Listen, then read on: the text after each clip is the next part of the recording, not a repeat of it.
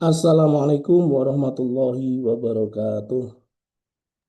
Waalaikumsalam warahmatullahi wabarakatuh. Alhamdulillahirabbil alamin wassalatu wassalamu ala sayyidil anbiya wal mursalin habibina wa syafiina Muhammadin wa ala alihi wa sahbihi wa man tabi'ahum bi ihsanin ila yaumidin. Iwani fiddin rahmatullahi alaikum peserta kuliah tafsir ayat ekonomi yang berbahagia. Mari kita mulai kuliah kita dengan bersama membaca umul kitab liridho ilah wa syafaati Rasulullah Sayyidina Sya'ulillah lana walumul fatihah. A'udzu billahi minasyaitonir rajim. Bismillahirrahmanirrahim. Alhamdulillahi rabbil alamin. Ar-Rahmanir Rahim. Maliki yaumiddin. Iyyaka na'budu wa iyyaka nasta'in. Ihdinas siratal mustaqim. Suratul ladzina an'amta 'alaihim ghairil maghdubi 'alaihim waladdallin. Amin. Raditu billahi rabba wa bil islami dina wa bi Muhammadin nabiyya wa rasula. Rabbi zidni ilma warzuqni fahma. Rabbi syrah li sodri wa yassir li amri wahlul 'uqdatam min lisani yafqahu qawli. Amin ya rabbal alamin. Alhamdulillahirabbil alamin. Ibani fillah rahmatullahi alaikum. Pada kesempatan siang ini kita kuliah tafsir ayat ekonomi pertemuan kelima tentang al-muhkam wal mutasyabih fil Quran. Tentang al-muhkam wal mutasyabih fil Quran. Mohon disimak, silakan baca ayat-ayat berikut dan ambil pelajaran darinya. Silakan dibaca Quran surah Hud ayat 1 dan Quran surah Az-Zumar ayat 23. Kalian boleh membuka mushafnya masing-masing.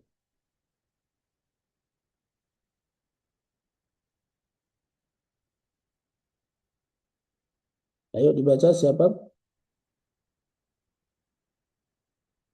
Alif a'udzu billahi minasyaitonir rajim. Alif lam ra kitabun uhkimat ayatuhu summa fusilat min ladun hakimun khabir. Alif lam ra kitab yang ayat-ayatnya muhkamat tersusun rapi kemudian dijelaskan dengan rinci yang turun dari sisi zat yang maha bijaksana lagi maha memberitahu. Yang kedua, Quran surah Az-Zumar ayat 23. Allahu nazzala ahsanal hadisi kitaban mutasyabihan masani. Ayatnya panjang. Quran surah Az-Zumar ayat 23. Allah lah yang telah menurunkan sebaik-baik perkataan berupa Al-Quran yang ayat-ayatnya mutasyabihat serupa satu dengan yang lain dan berulang-ulang. Perhatikan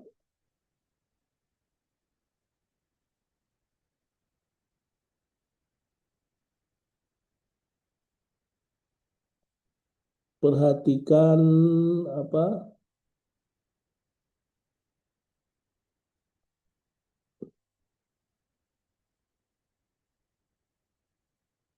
harusnya ada ini.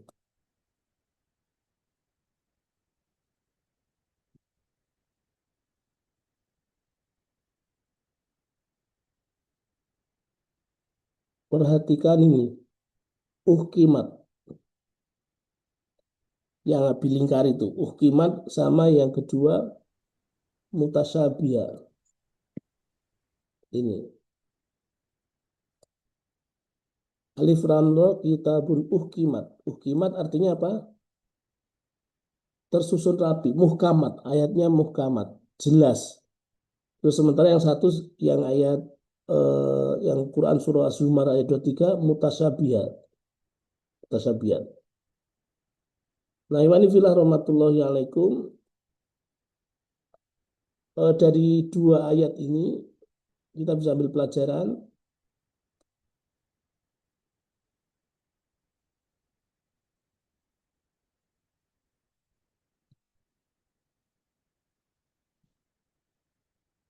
bahwa ada ayat-ayat yang disebut muhkamat, ada ayat-ayat yang disebut mutasyabihat. Diskursus tentang ayat-ayat muhkam dan mutasyabihat ini dalam Al-Quran ya masih sering diperdebatkan oleh pakar yang mempunyai perhatian serius terhadap ilmu-ilmu Al-Quran.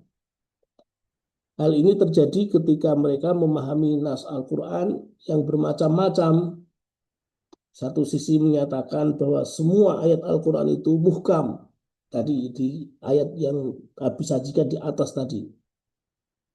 Kemudian di sisi yang lain menyatakan bahwa semua ayat Al-Quran itu mutasyabih. Yang ayat yang kedua, surah yang di Az-Zumar ayat 23 tadi. Nah, namun ada juga yang mengatakan sebagian muhkam dan sebagian mutasyabih.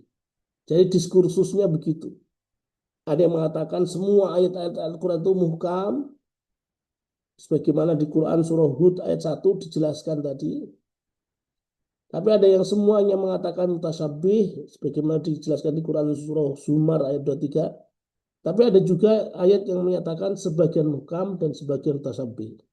Ini apa? Penjelasannya ada di Quran surah Ali Imran ayat 7. Pas pertemuan tafsir dan takwil sudah kita singgung ini. Ali Imran ayat 7. Walladzi anzala 'alaikal kitaba minhu ayatum muhkamat hunna ummul kitabi wa ukharu mutasyabihat. Ada redaksi muhkamat di sini dan mutasyabihat. Sebagian ayat-ayatnya itu muhkamat, sebagian yang lain isinya mutasyabihat.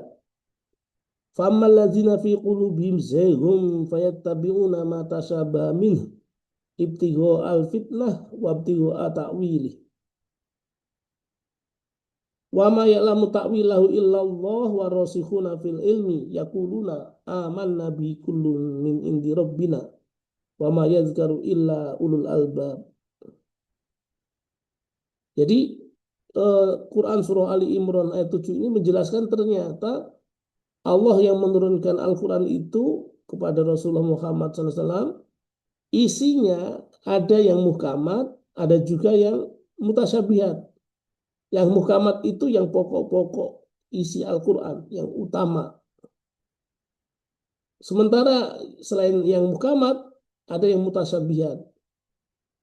Adapun orang-orang yang dalam hatinya condong pada kesesatan, maka mereka mengikuti sebagian ayat-ayat yang mutasyabihat untuk menimbulkan fitnah, untuk mencari-cari takwilnya.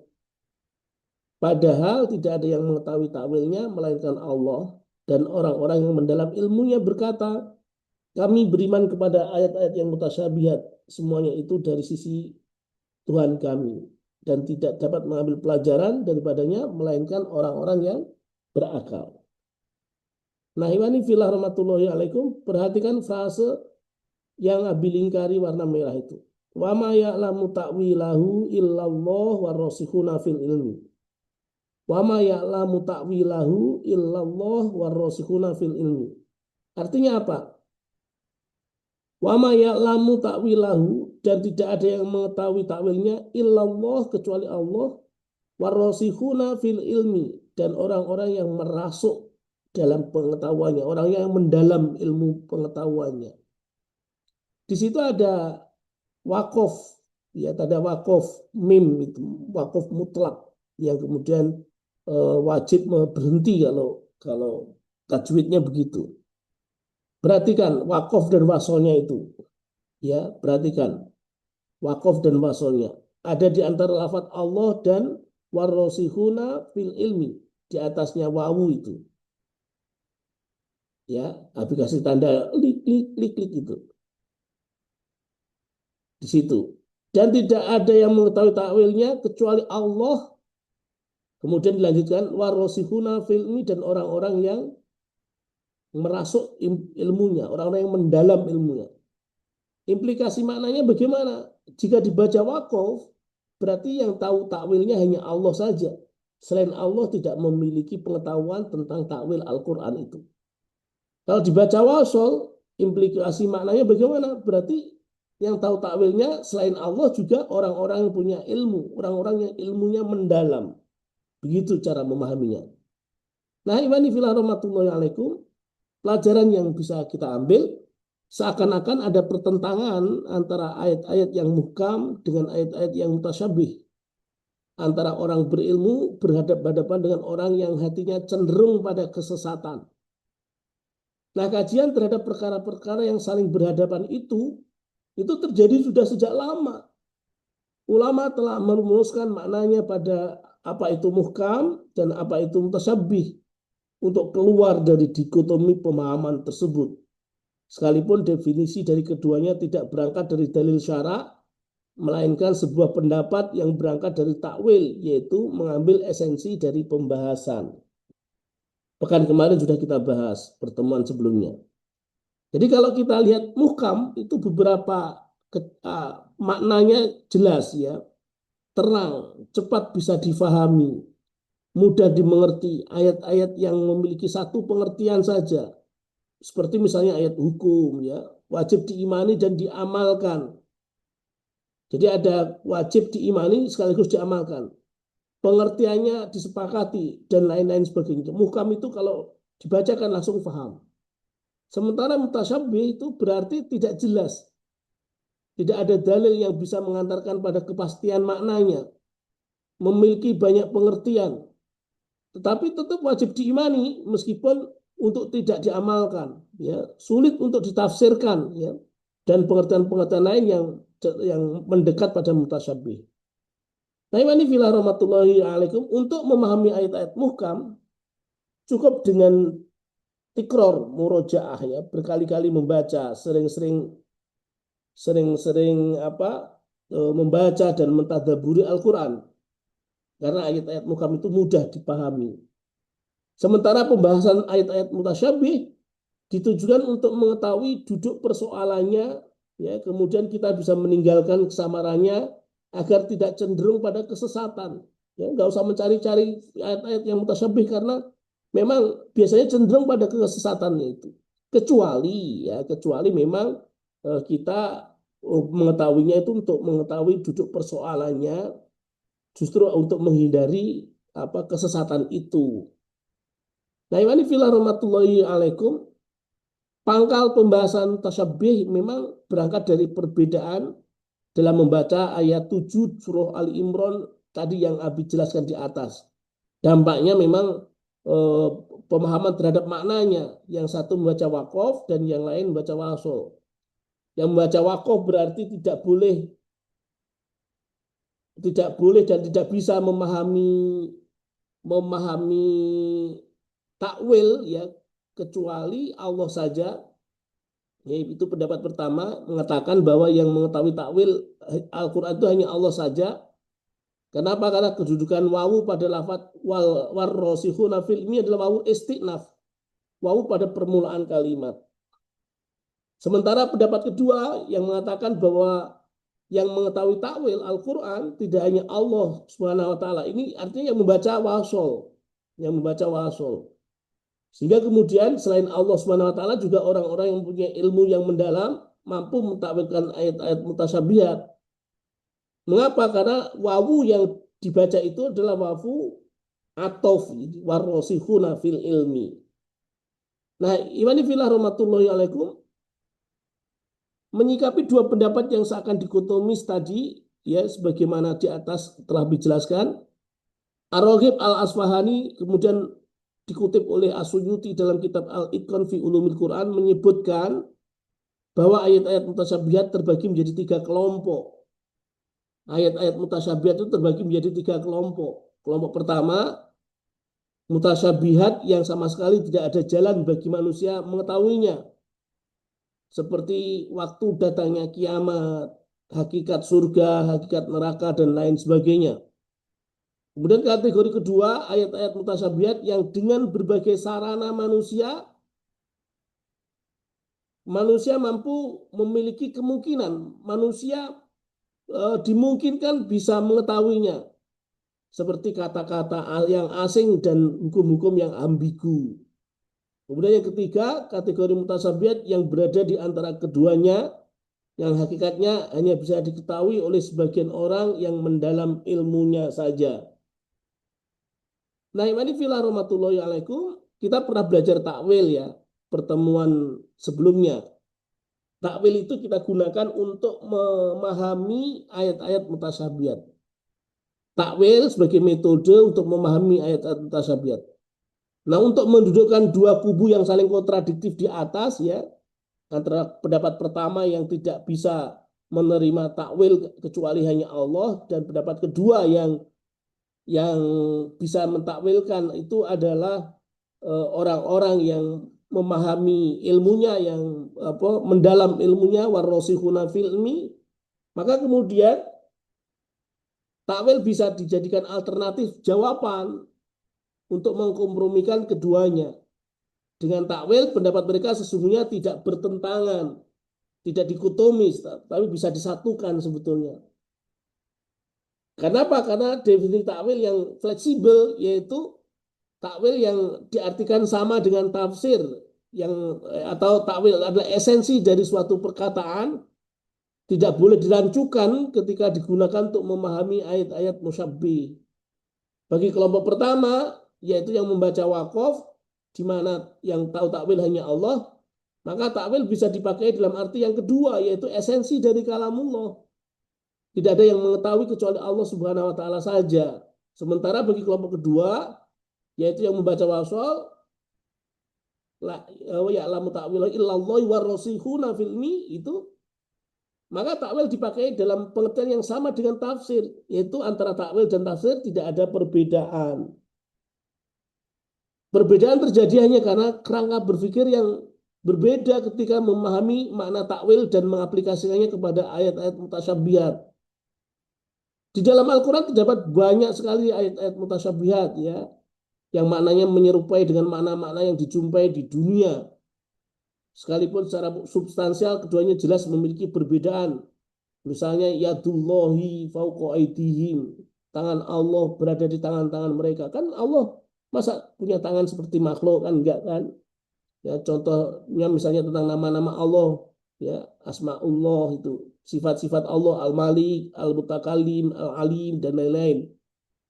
Sekalipun menyerupai dengan makna yang dijumpai di dunia, namun hakikat nama-nama dan sifat-sifat Allah itu berbeda dengan nama-nama dan sifat-sifat makhluk ciptaannya. Dan keseluruhan substansi dari makna nama-nama serta sifat-sifat Allah itu hanya Allah Subhanahu wa taala saja yang mengetahui. Sementara manusia dengan akalnya yang terbatas berusaha mengetahui makna tersebut dengan cara mentakwilkan lafaz yang dimaksud dengan makna yang paling mendekatinya. Nah, disinilah ulama terbagi menjadi dua kelompok dalam memahami ayat-ayat mutasyabihat, khususnya ayat-ayat yang terkait dengan sifat-sifat Allah Subhanahu wa taala. Yang pertama, mazhab salaf, yaitu ulama generasi awal. Mereka langsung mengimani begitu saja dan mengembalikan maknanya kepada Allah Subhanahu wa taala dengan pernyataan laisa kamitslihi syai'un. Langsung dikunci dengan laisa kamitslihi syai'un. Tidak ada yang semisal dengan Allah Subhanahu wa taala apapun itu. Imam Malik pernah mengusir seseorang yang bertanya mengenai makna istiwa. Quran surah Toha ayat 5. Jawabannya, lafaz istiwa itu sudah dimengerti, namun kaifiyahnya tidak akan pernah dimengerti. Pertanyaan ini bid'ah dan memiliki niat buruk, maka singkirkan dia dariku. Kemudian kelompok kedua, mazhab kholaf, ya, mazhab ulama kontemporer, yaitu ulama generasi berikutnya, seperti Imam Haramain, ya. Menurutnya ayat-ayat mutasyabihat itu secara lahiriah mustahil bagi Allah, sehingga harus ditetapkan maknanya dengan pengertian yang sesuai dan sedekat mungkin dengan zatnya Allah Azza wa Jalla. Ketika menafsirkan istiwa, Quran surah Toha ayat 5 ditafsirkan dengan kemahakuasaan Allah dalam menciptakan segala sesuatu dengan tanpa susah payah. Ya, misalnya istiwa, Allah duduk di arsy itu. Jadi kalau kelompok mazhab pertama, mazhab salaf itu ya laisa kamitslihi syai'un. Istiwanya bagaimana, duduknya Allah bagaimana? Ya sudah nggak usah dibayangkan karena tidak ada sesuatu pun yang menyerupainya, yang bisa menyerupainya. Sementara untuk mazhab khalaf yang menafsirkan istiwa itu dengan kekuasaan Allah, ya kemahakuasaan Allah menciptakan segala sesuatu dengan tanpa susah payah. Itu dan ayat-ayat di Al-Qur'an banyak sekali. Itu. Nah, ini filah rahmatullahi alaikum, Nabi kira itu yang bisa disampaikan sebagai mukaddimah dari kuliah kita. Barangkali ada yang mau didiskusikan, tafadhol maskuro.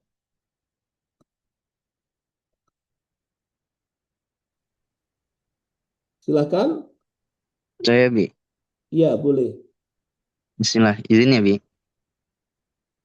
Tadi kan ada eh, ayat ya Bi yang berbunyi wa may ya'lamu ta'wilahu illallah warasikhuna fil ilmi. Nah, kalau apa tadi kalau di wakaf kan berarti yang hanya tahu takwil Quran itu Allah doang. Tapi kalau di wasol beda beda pemahaman gitu. Iya.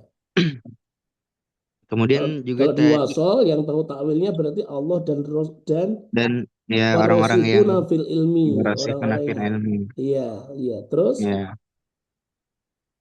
Kemudian tadi ada juga definisi takwil yang fleksibel yaitu bahwa takwil sama dengan tafsir. Nah, ya, sehingga kalau melihat tafsir Quran, eh, kita lihat banyak sekali kan ulama-ulama yang mentafsir Quran.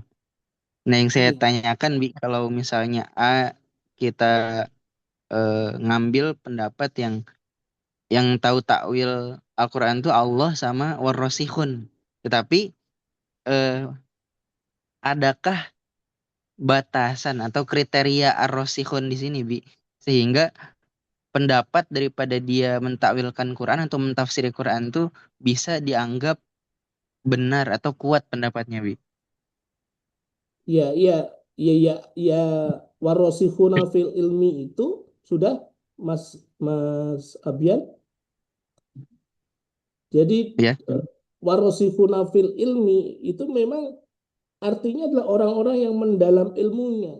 Orang-orang yang mendalam ilmunya, eh, ketika kita berusaha untuk memahami ayat mutasyabihat, itu aja sudah kita masuk masuk pada kategori kategori kategori yang membacanya wasol berarti kan. Ketika kita ada Iya. kecenderungan untuk mencari takwilnya, untuk mengetahui. Tapi hati-hati jangan sampai cenderung pada kesesatan. Jangan sampai itu ibtigho al fitnah, jangan sampai naudzubillah itu. Itu berarti kita sudah dalam batasan minimal kita sudah masuk pembaca kategori yang wa may alamu ta'wilahu illallah warasikhuna fil ilmi, berarti kan begitu. Nggak Iya. apa-apa, nggak apa-apa, asal kemudian tetap dijaga keimanan kita, kehati-hatian kita, itu sehingga kemudian untuk kelompok yang kedua yang kemudian membacanya dengan wasol itu kan apa rekomendasi yang digunakan adalah apa menjadikan tafsir takwil itu sama dengan tafsir itu kan sehingga Iya. kemudian sehingga kemudian ayat-ayat mutasyabihat itu sebatas yang kita tahu saja. Kalau yang kita belum tahu, wallahu alam bisawab, begitu loh. Hmm. Untuk mendudukkan dua kubu yang saling kontradiktif tadi, kan kita sudah memilih yang kubu kedua kan, yang membaca secara wasol kan. Iya. Ketika kita memilih pilihan kedua, maka takwil yang dipakai dalam pengertian yang sama dengan tafsir. Ya berarti di situ adalah tafsir tafsir kita yang pertemuan kemarin sudah kita sampaikan, apa torikoh tafsir itu Nanti pertemuan berikutnya juga akan Nabi jelaskan. Pemahaman bahasa Arab, kemudian akal, sebatas yang kita kuasai, terus kemudian muhkam menjadi hukum dari mutasyabih gitu kan. Kalau ketemu Ya. mutasyabih kembalikan pada yang muhkam. Itu jangan kemudian dibiarkan ragu-ragu pada yang mutasyabih terus. Karena kalau mutasyabih terus hampir semua ayat nanti jadinya mutasyabih semua. Sebagaimana di Az-Zumar tadi kan, Hmm. atau kemudian cenderung pada yang hud yang muhkamat semua kan gitu kan nggak begitu. Nah, kita mengikuti jalan proses untuk menuju pada kesempurnaan, meskipun sempurna itu hanya milik Allah ya, tapi kita diperintahkan untuk wadkhulu fi silmi kafah itu berproses itu, maka jalan tengahnya adalah menggunakan takwil dengan pengertian sama dengan tafsir yang sebatas yang kita bisa, tapi tetap dengan wallahu a'lam kata kunci terakhirnya itu. Karena bagi kita terutama kita ini kan ajam ya, terutama kita ini kan orang ajam ya yang kemampuan bahasa Arab kita terbatas kan gitu kan. Itu tentu banyak sekali yang mutasyabihat tentunya. Ketika menemukan yang mutasyabihat itu kunci dengan yang muhkamat, kembalikan pada yang muhkamat, kembalikan yang muhkamat. Itu. Sehingga kita tetap berbasis pada keyakinan, bukan keraguan. Begitu Mas Abian. Wallahu a'lam bishawab. Syukron, Bi. Terima kasih. Wa iyyakum. Monggo yang lain silahkan.